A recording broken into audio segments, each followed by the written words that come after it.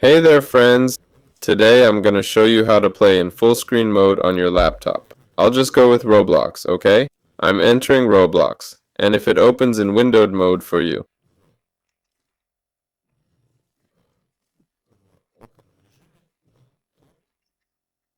So yeah, as you can see, it just popped up that I should press F11 to go full screen. That works too. In some games it's F, in others it's a keyboard combo. Enter. There you go, like you see. I just pressed it. So you press Alt plus Enter together to enter full screen mode. You can also switch to full screen mode in any game settings. Go to More than Settings, Device Settings.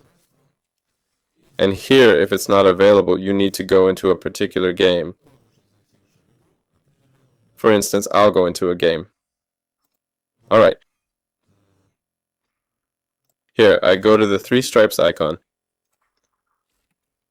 I click on Settings, and here we see full screen and turn it on. That's all there is to it. That's it from me. Bye, everyone.